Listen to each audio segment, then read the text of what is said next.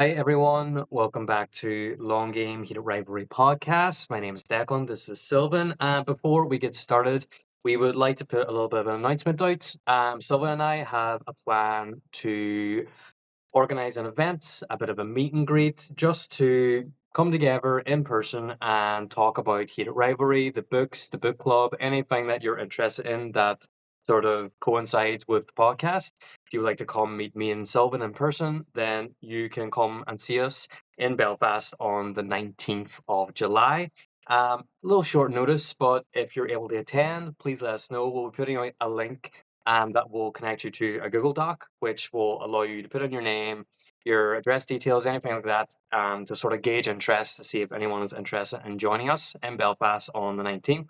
So if that's something that you're interested in, if you have a bit of free time or you can catch a quick flight, then yeah, definitely check that out. We'll be releasing more details about that later on this month.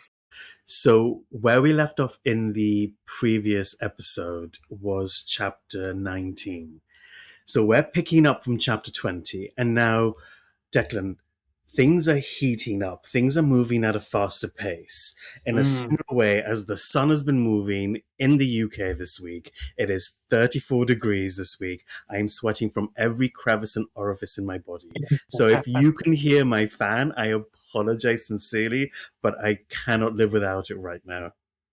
Yeah, Sylvan will spontaneously combust if he turns the fan off. So, give him a little bit of grace. And it's funny because I'm in Ireland at the moment and we are getting like a lovely summer that we never get because for some reason it's just like 10 degrees cooler here. So we're getting like a nice 24, 25 degrees while everyone in England are being cooked alive in the pits of hell, which, unfortunate for you. It's like being in an air fryer right now. But yeah, so in chapter 20, what we see is it's interesting because not a huge amount happens, but there are certain things that happen that really pique my interest. So Mm. here we have this infamous sort of Skype call that Ilya and Shane have, where Ilya is like, "Oh, you wear glasses," and that catches him off guard. Um, I wanted to get your take on this because I don't think they mention that Shane wears glasses anywhere else. No. So I'm gonna go full English teacher here. I'm gonna break this down and read way too much into it. Basically, I think these glasses are like a symbol of Shane's more private side. This is the side of him that is exclusively like removed from hockey. Like this is not something that he would wear during hockey. It's nothing to do with any of the sport, anything like that. This is just Shane as his sort of natural habitat and his daily routine. And Ilya is getting to see it for the first time. Like this is like domestic Shane. This is Shane throughout the lens of possible boyfriends.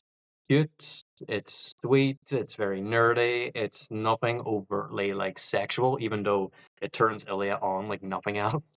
But there's something quite cute and wholesome about Shane and his little glasses, reading his little book at home on his bed. And it's not a typically sexual image, but for some reason, Ilya is entranced by the idea of this domesticated version of Shane and this more private version of Shane that no one else gets to see. Obviously, everyone got to watch like the yoga thing and him doing his little documentary by his cottage, but this is actually like a true private version of Shane, and Ilya is the only one who gets to see it outside of maybe Shane's parents. So, yeah, it's like getting to see a new version of Shane, and Ilya just falls in love with this version just as much as he's fallen in love with the version that everyone else sees. I love that you say in trance because that's what it actually feels like. It does feel like a trance like state for Ilya. And whilst I was reading this, and I know there's no connection with this, but I was thinking about Jonathan Bailey and his slutty little glasses. Not my words that I've chosen. That's just what the internet call them. Because I know I've been very critical about using that word whilst describing Shane. But it just reminded me of the whole Jonathan Bailey thing during the Jurassic Park movie premieres that he was doing last year. Yeah, it's so funny. Like growing up, having glasses was like seen as the oh my god, having glasses is you're a nerd, you're a dork, and you're so uncool and whatever, but see now it's like, "Oh, glasses are so sexy." Like, "You're an intellectual. Oh, you're so oh, wow." And so the meaning has changed, and it's so funny now that in, like, modern romance content, that it's seen as this, like, alluring thing. It's sorta like, "Oh, that's kinda cheeky, that's kinda" it's almost like you're playing a character, it's like a role play. It's so interesting how switch is flipped, and I think it sorta coincides with the rise of, like, the alternative guy, of, like, the guy with the novel in his back pocket, that sort of aesthetic, which is like a new form, or like a new popular form of attraction towards men. It's not just like the big jock and with the muscles and the sports t-shirt. It's soft, sort of well-dressed, well-read, literature-focused guy with glasses. Yeah, it's such a funny thing that this is like a new sort of popular trend in how men are viewed in terms of attractiveness. Completely, because I've worn glasses most of my life, and I got bullied for wearing glasses as a Mm. child. Like anything that makes you stand out when when you're younger or you're a teenager, you get bullied for. And it's funny how now people are like, "Oh, I like your glasses." And I even lived with somebody years and years ago who wore fake glasses. Now, I have to caveat this by saying they blocked out the blue light. And for those of you who are listening, I used, inverted commas. I was like, "Stop it, if they blocked out blue light, why are you wearing them outside? This makes no sense." So I have an issue when people wear fake glasses. Like the rest of us got bullied and we had to earn this. You don't get to wear fake glasses because they look cool now.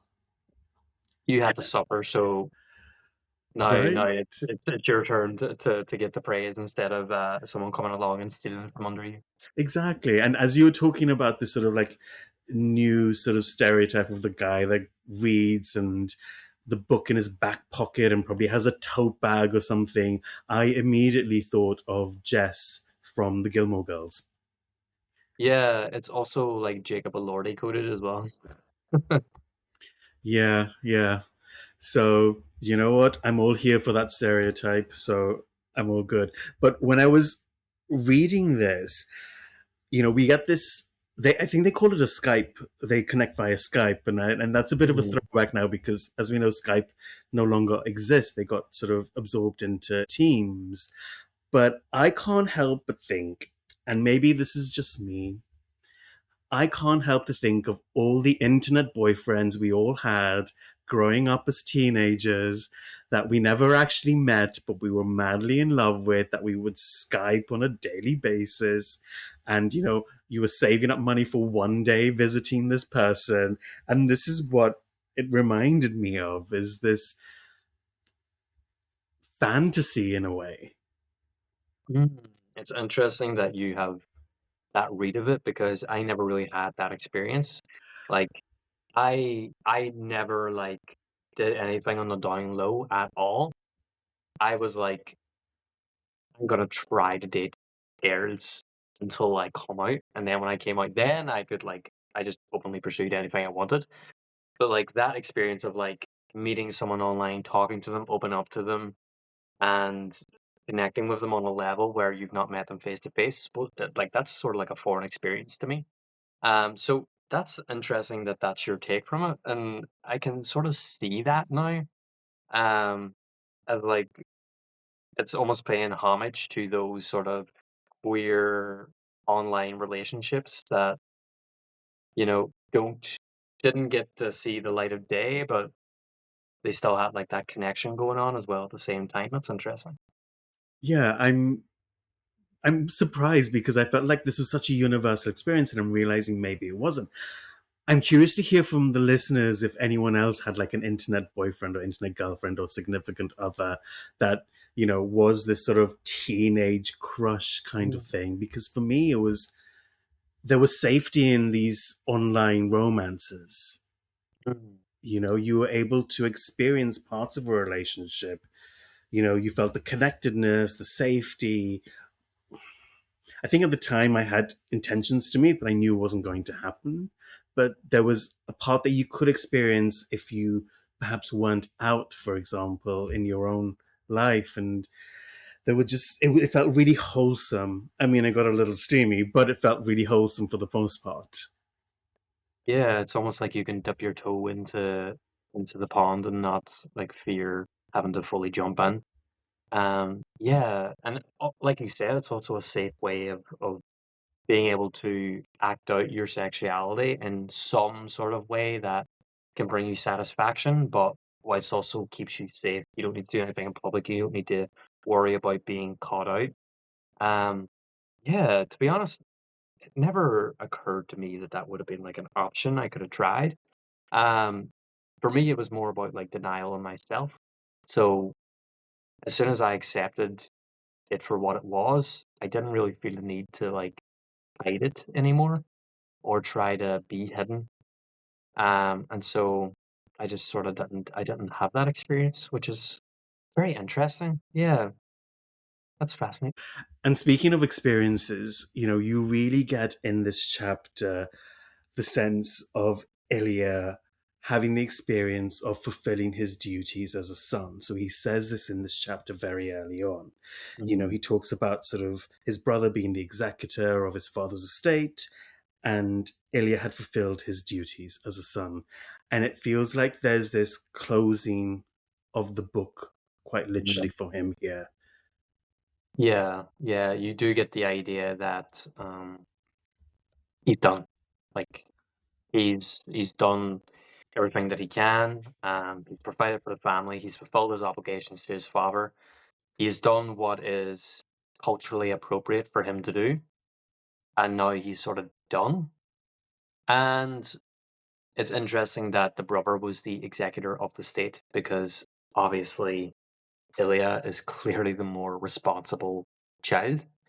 And the fact that the father would have made that the decision, that it wouldn't have been Ilya, tells you a lot about how much he actually appreciated Ilya and everything that he actually did, which was not very much.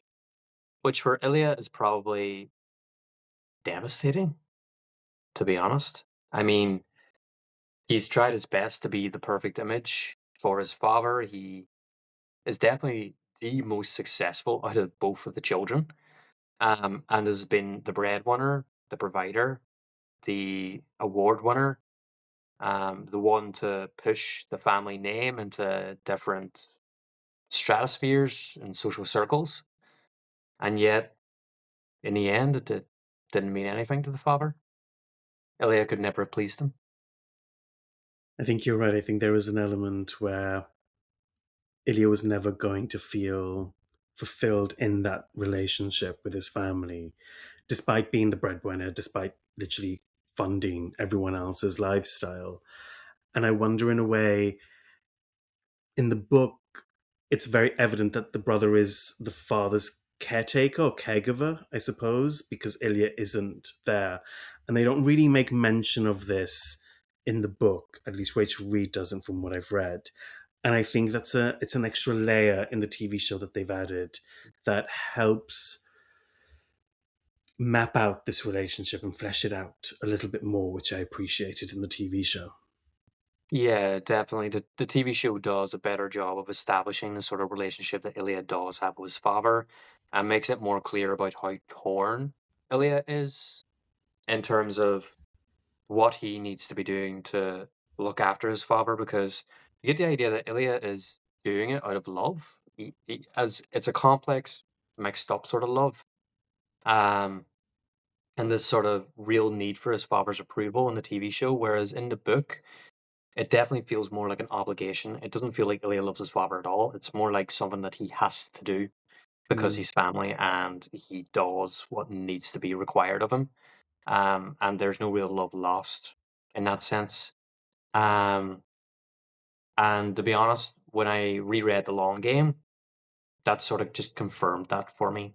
The way in which Ilya talks or rather doesn't talk about his father is a big noticeable point in that book.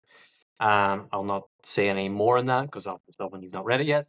Um, but yeah, I definitely get the sense that this is all out of obligation, and the love between him and his father in the book is completely lost. Whereas in the TV show, you can sort of see Ilya really like toying and fighting against the idea that his father doesn't really love him, or rather can't express it in a healthy way. And Ilya is torn about trying to get that love from him, and he still cares, which seems to be his motivation in the show, which is a lot more tragic, I think, and lends a bit more depth to the character.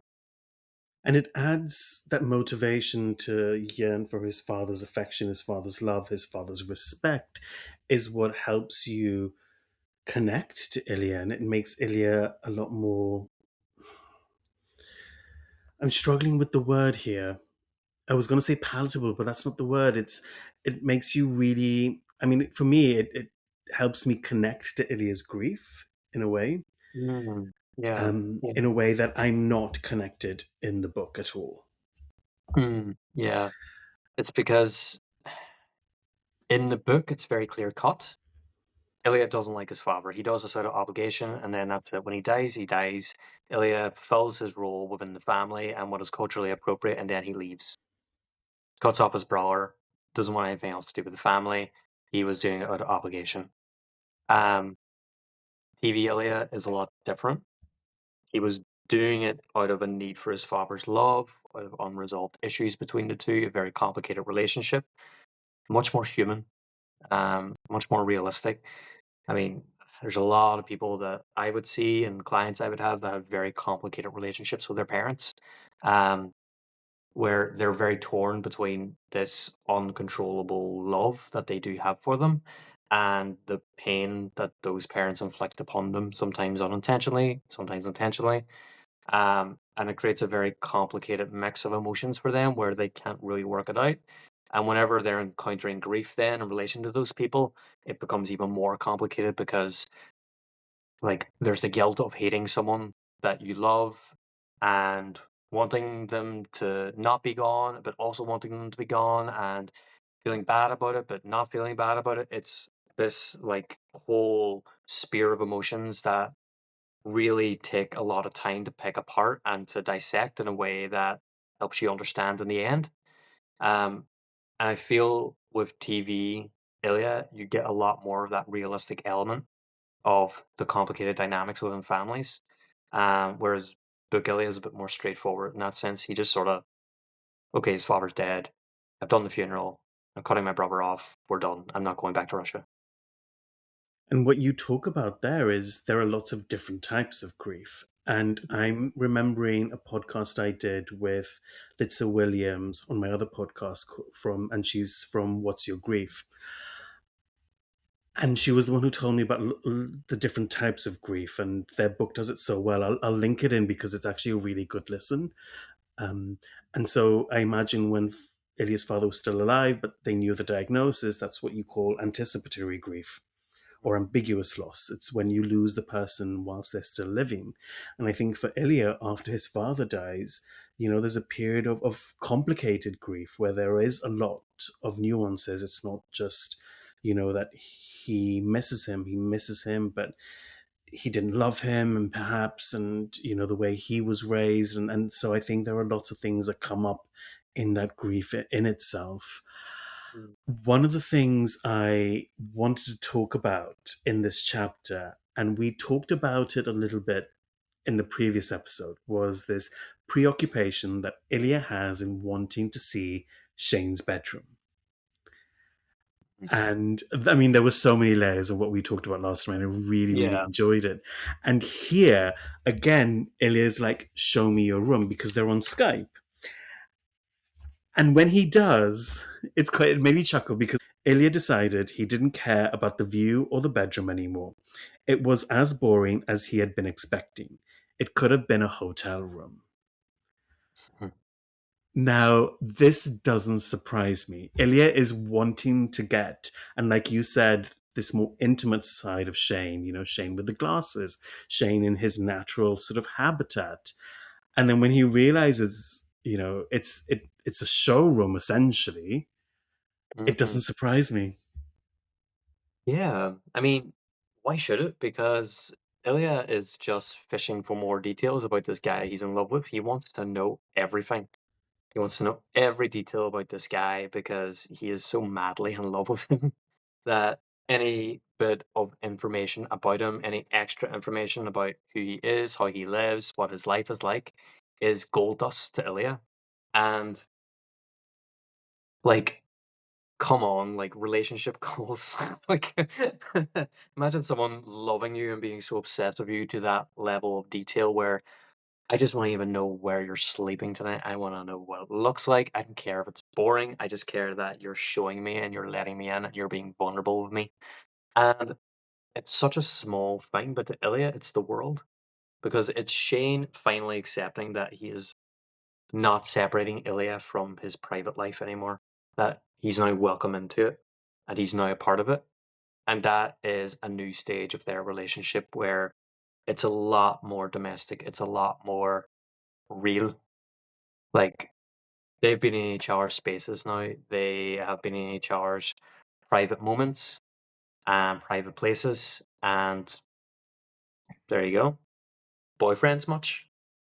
Quite literally. And speaking of domestic, there's a part in the chapter where Ilya says Ilya wanted more than anything to be able to cover Shane's body with his own.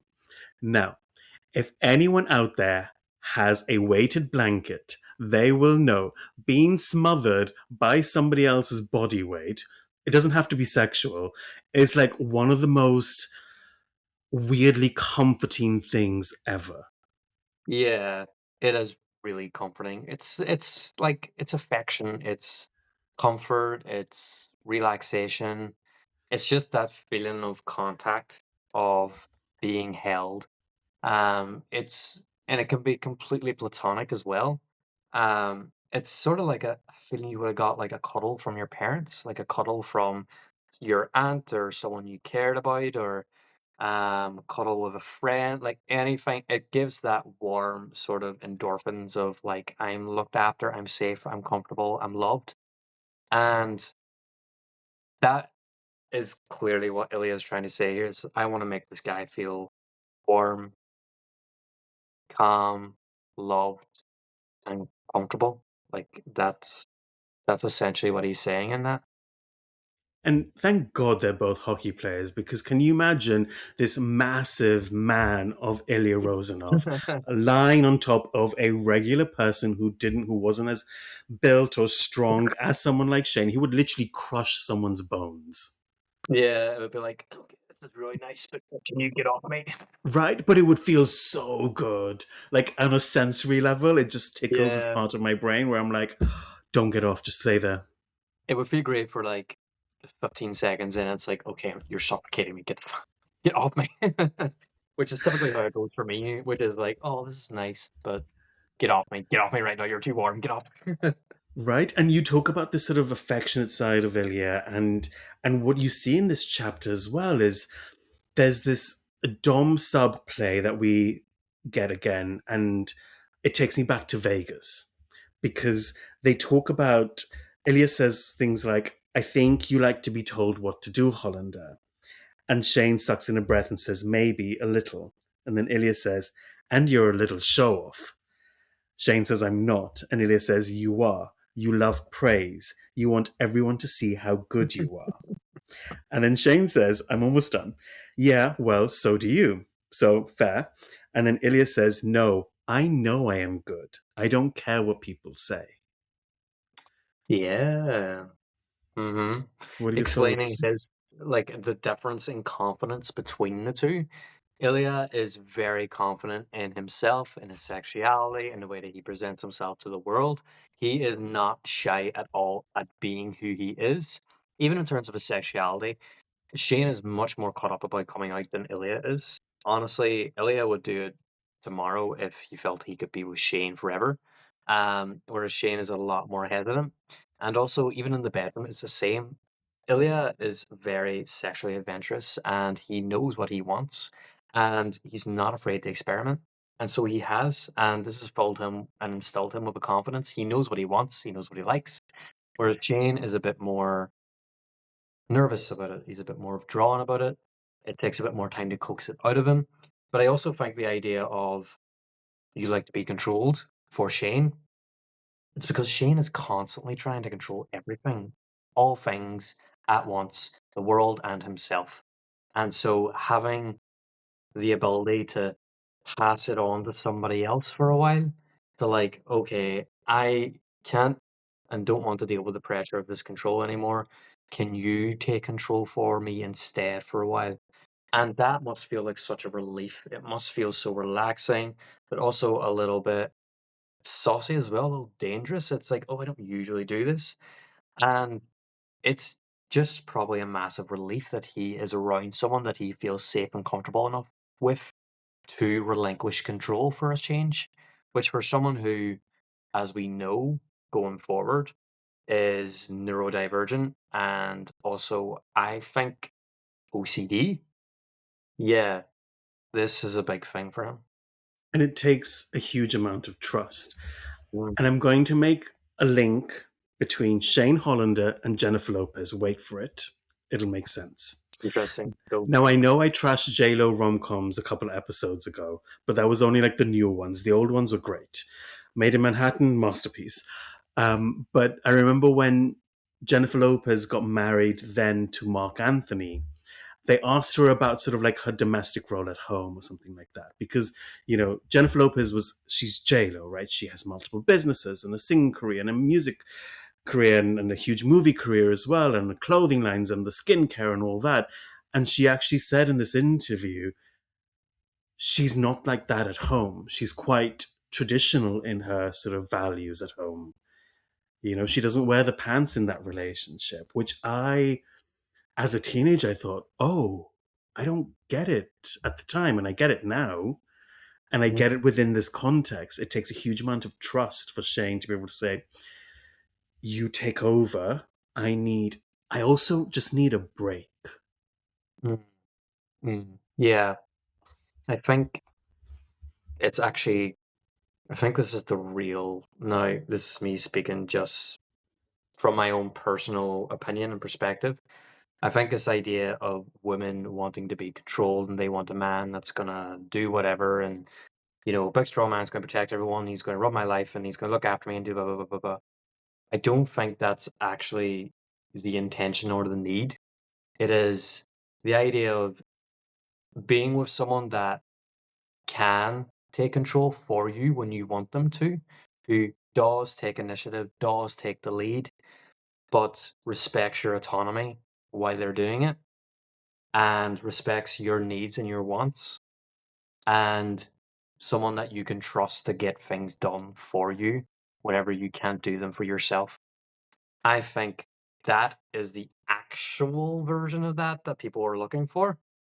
A man who is confident in himself, takes initiative, is able to do what needs to be done, and can look after you whenever you don't want to have to look after yourself. That's a lot more appealing than a man who comes in and tells me what to do and controls everything that I do.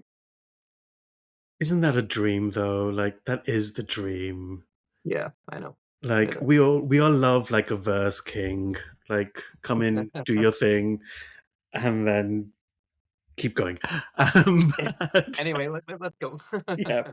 Um, and there's this point to, continue the smut, but there's this point in the Skype call where things heat up. However, there's a change here, there's a sweetness, there's an intimacy here that happens. Because I think it's Shane that says, I think I'd rather see your face to Ilya rather than, his penis or whatever whilst they're Skyping. Mm, And there's the part in this chapter where Shane says, it felt like they were really in bed together, facing each other, talking at the end of a long day. And there's this domestication sort of fantasy that's happening here where there is that trust and the intimacy that you were talking about. yeah, yeah. They they just want to be boyfriends. Like it's so clear at this point. Like they're just after the domestic life. They want to wake up together. They want to stay in bed together, have their lazy days, and wake up, and the first thing they see is the person they love. It's their face, and I mean, yeah, it's kind of the goal for most people is to be able to have that and have that connection and that warmth and that comfort and that security. Um, and they're getting a glimpse of it in the Skype call. They're getting a sort of look through the window, you could say, of what they could have if things go right, if they can manage this relationship in a way that is beneficial for both of them and it turns out right in the end. And yeah, it probably fills Shane and Ilya with a whole load of longing for each other. Um, because there's also the reality of their jobs. Like they're hockey players, they travel the country 9 months out of the like 8 or 9 months out of the year. Like they could be separated from each other and only get to see each other like once a month or whatever. Like this is the reality of what their life could look like going forward. Yes, they'll have those sweet moments and they'll have the moments of domestic bliss and being together and being in love, but there's also the reality of their careers and their lives and what that would actually look like trying to make that long distance work. And yeah, I imagine it's very, very confusing and complicated for them. And long distance is hard work. I've never really done long distance in a real relationship. Like I said, I had internet boyfriends when I was younger, and I don't know how real that was, to be honest. Yeah. So I'm curious to hear from some of the listeners about what a long distance relationship actually entails. Well, I can speak to some of it. Like my current partner, we were long distance for close to a year. Um, and it is hard. It's complicated in terms of scheduling and time management and financial cost as well of traveling and also just missing the person and them not being there is like a mentally taxing thing. It's hard because ideally if you're in a relationship you want to be with that person kind of all the time. You're talking about someone who is like one of your closest friends if not your best friend, and not being able to see them whenever you want or coming home to them whenever you want, like, that's hard. That's not easy.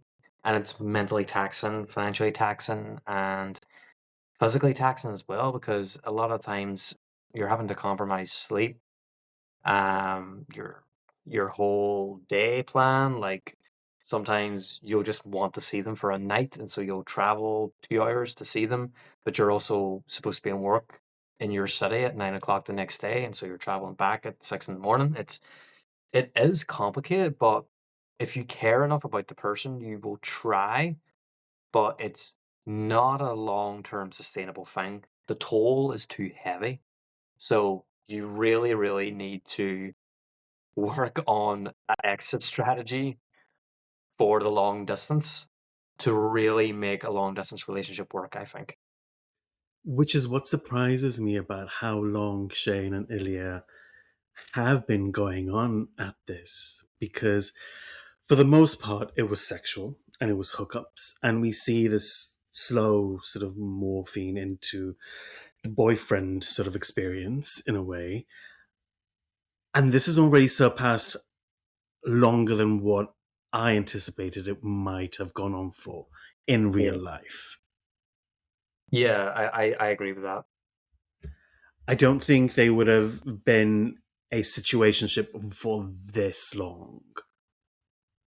No, um, I do genuinely believe that there are probably people out there, like outliers, one-offs, who have had this experience. Um, the mental torment of that is astronomical. I think for these two, it kind of helps the fact that they are separating their feelings from the hookups for a good chunk of those years. They are sort of living under the delusion that they can keep feeling and physical separate.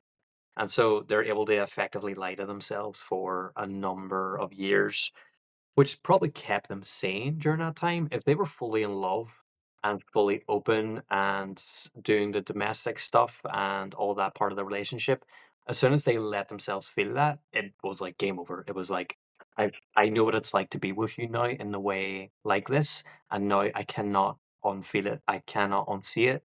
And so now I am constantly longing for it. And I think that's why they've gotten this far because they have been denying that sort of domesticated romantic side of the relationship. But then when they allowed themselves to finally experience it, all of a sudden they can't stay away from each other. And Mm, this is the big shift. This is the shift in the relationships. This is what has now created the urgency for them to do something about this.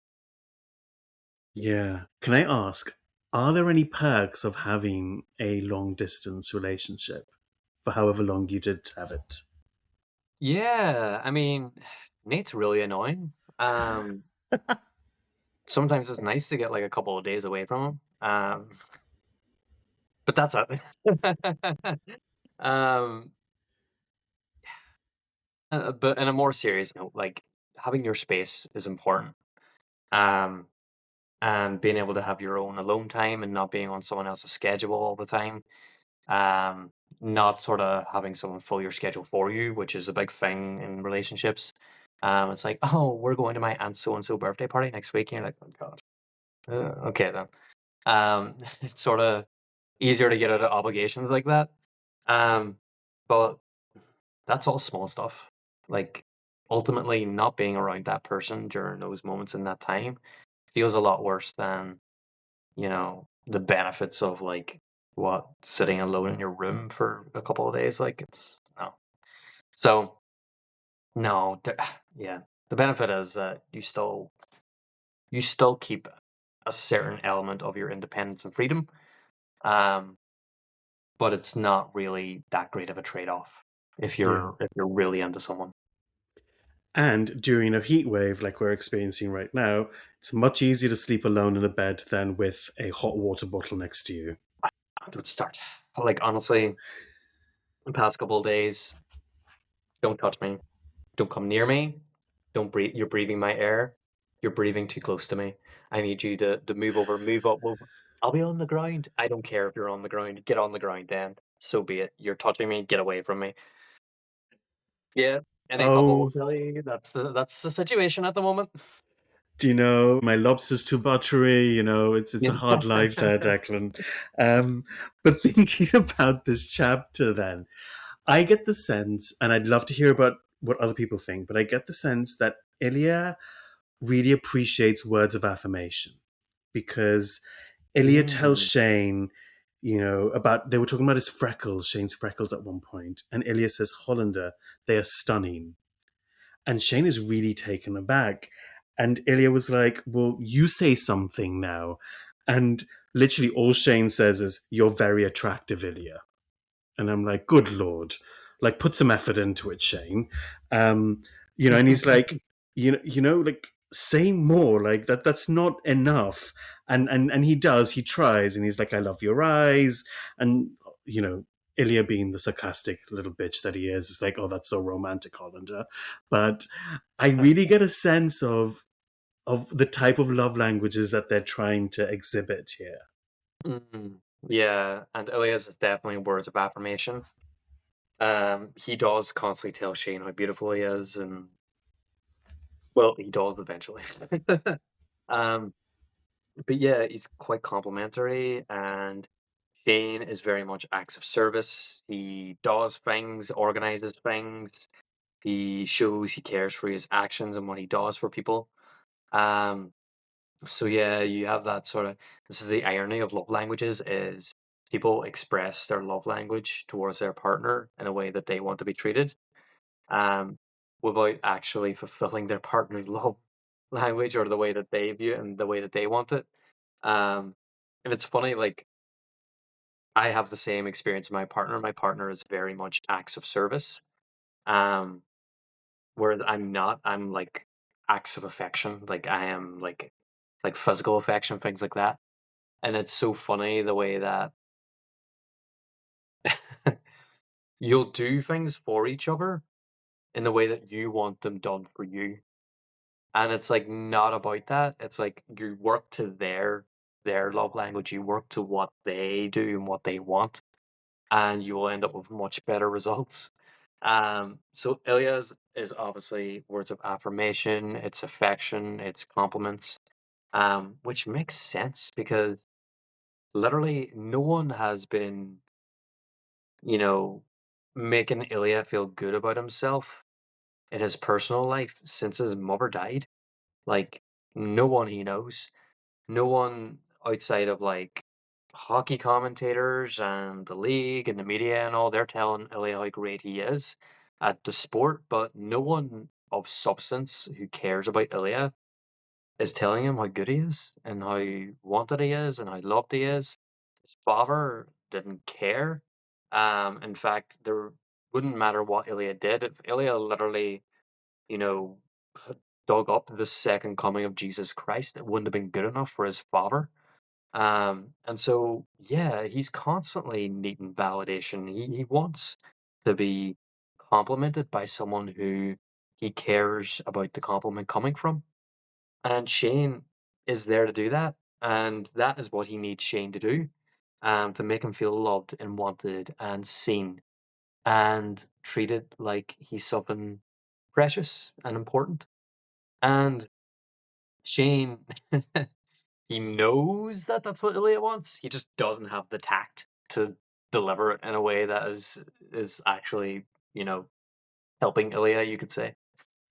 I think you're right, and I think that's why in the book Shane very much comes across as acts of service kind of person, whereas in the TV show I think Ilya comes across more as a acts of service Mm, kind of love because he makes sure Shane has the ginger ale and those kinds of things, and there's an attention in the TV show that's depicted there where he's observing Shane, he's understanding in real time how to communicate with Shane. So knowing that you just need to ask a direct question, you can't ask long-winded sort of non-directive questions like he does in the Tampa bar scene, for example. yeah, yeah. Get to the fucking point is how you're You gonna get have it, to fight for it. Have right? to ease him into it. I think honestly, Shane is either due to his neurodiversity or just sort of the sort of jock culture that he grew up in and very traditional family background.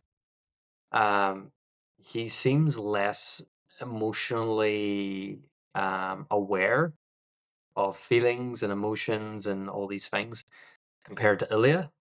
But the difference is Ilya is aware of this stuff, but he chooses not to act on it or to voice it a lot of times because he's so closed off.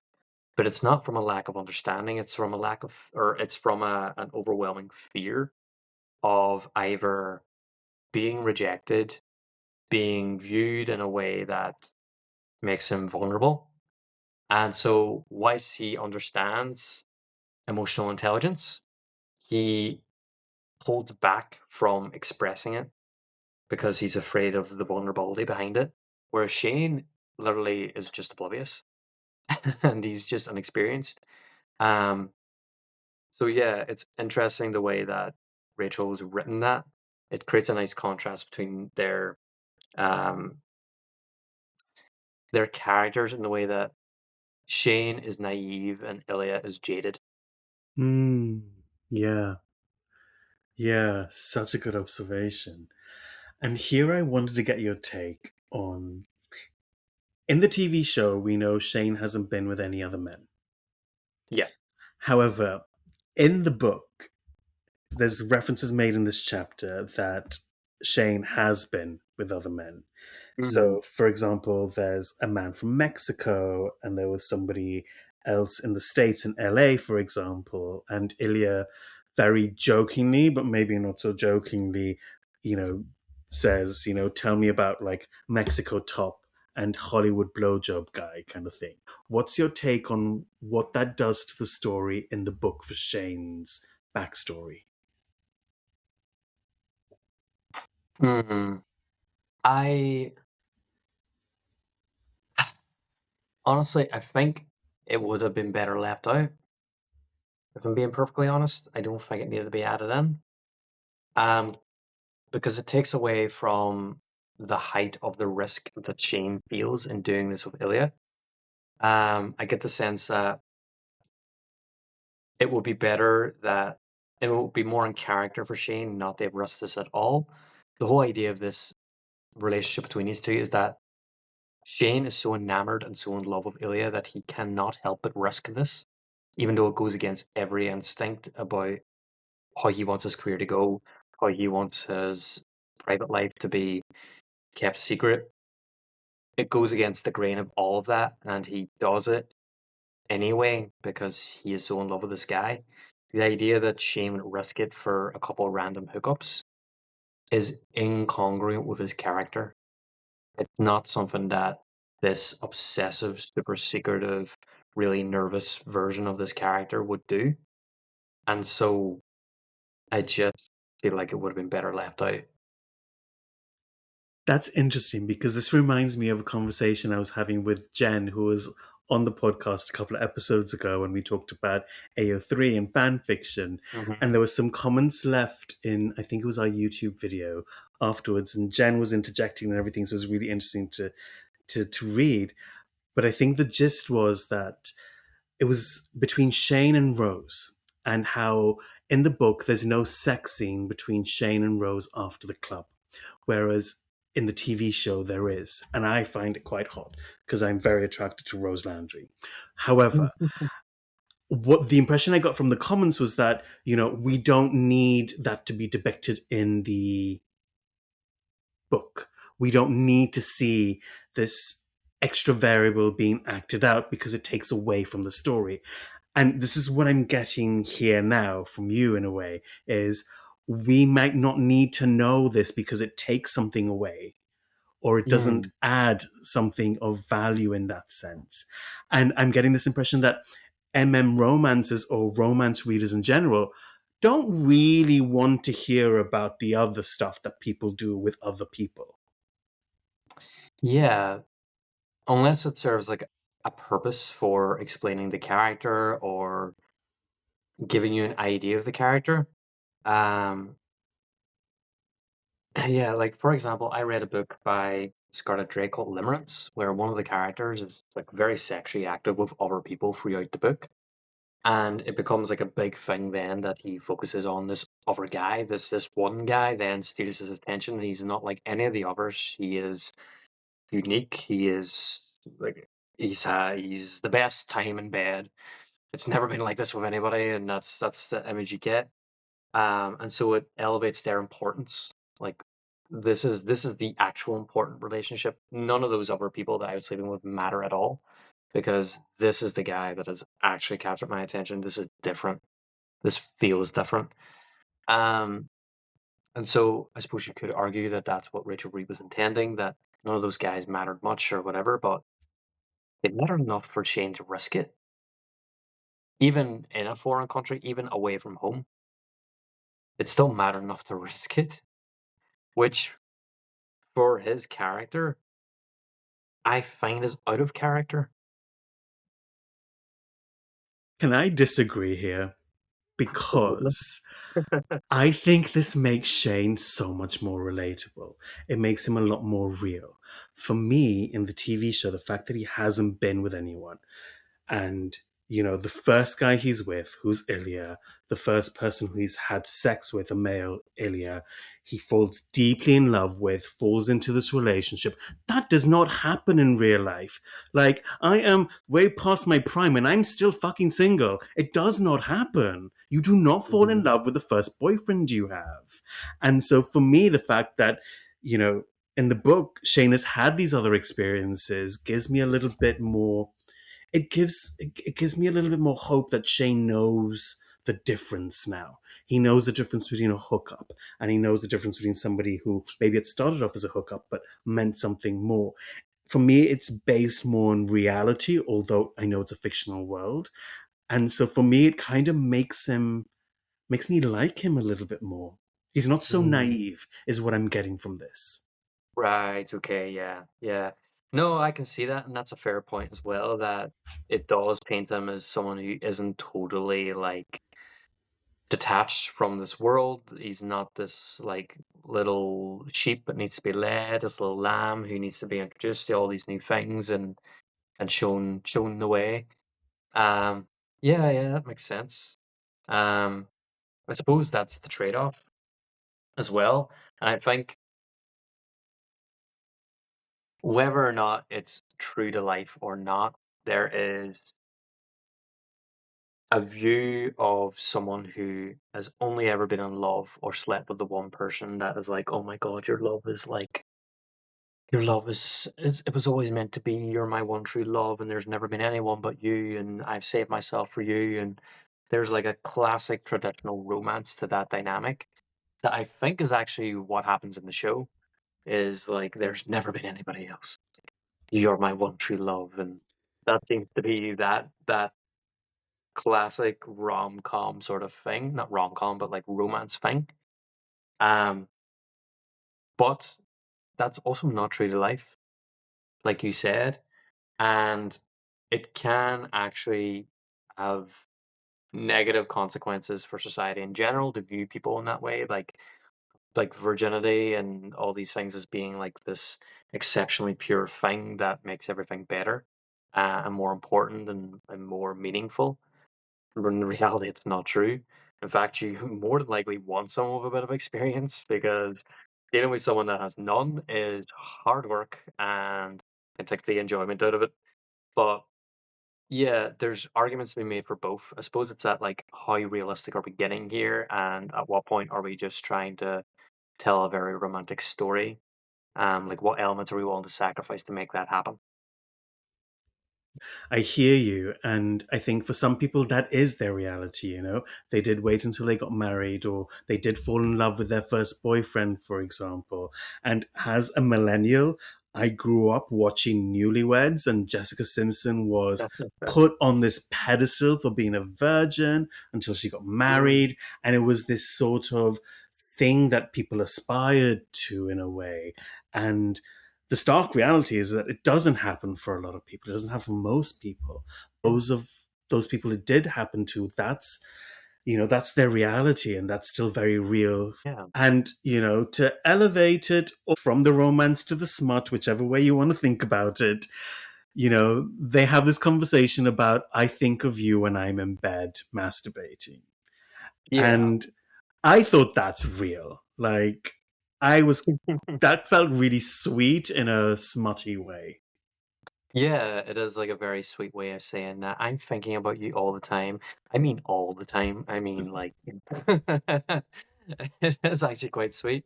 Um, yeah, imagine being enough to like get someone off on their own just by the thought of you. What a big compliment. What a lovely Right? compliment. Right? Yeah, Especially when you're that young and hot. yeah, exactly. It's like I don't need to imagine like some sort of swimwear model or whatever, or some sort of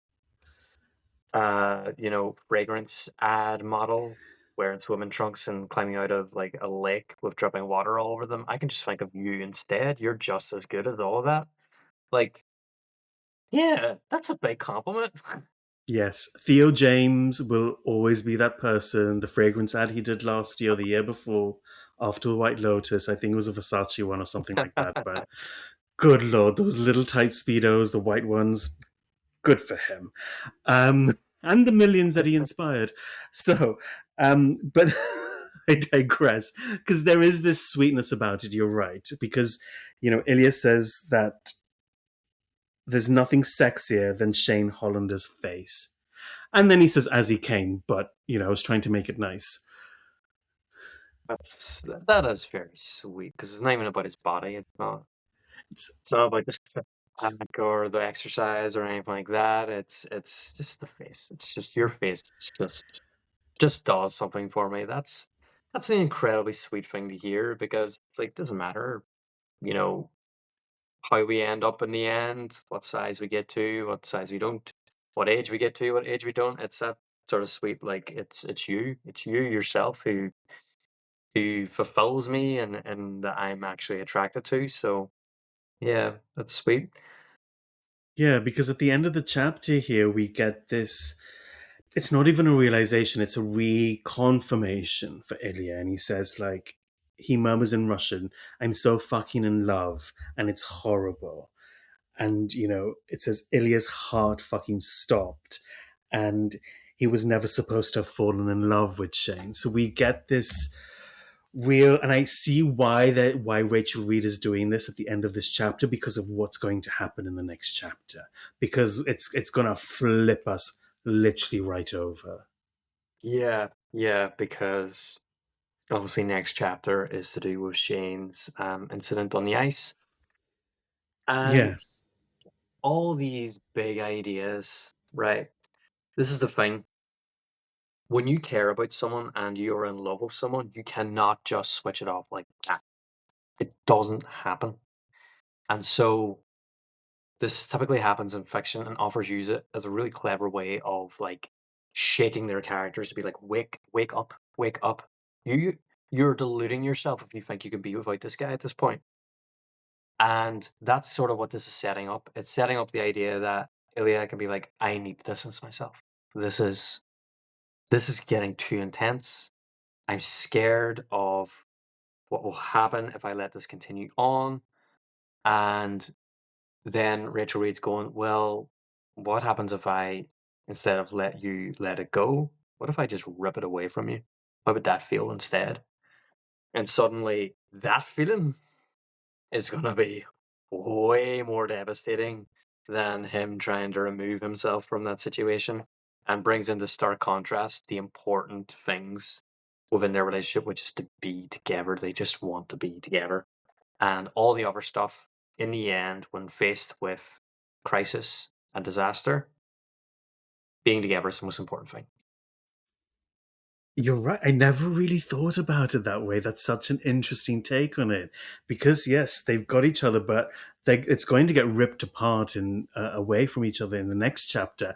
And to bring Jessica Simpson back into this conversation, as I know Of a course. lot of millennials will appreciate, when 9/11 happened, Jessica Simpson and Nick Lachey had, broken up before then. This is before they got married. And when 9/11 happened, it brought them back together, and that's when they got married. So, and that's when we got newlyweds. So, all in all, worked out for the best.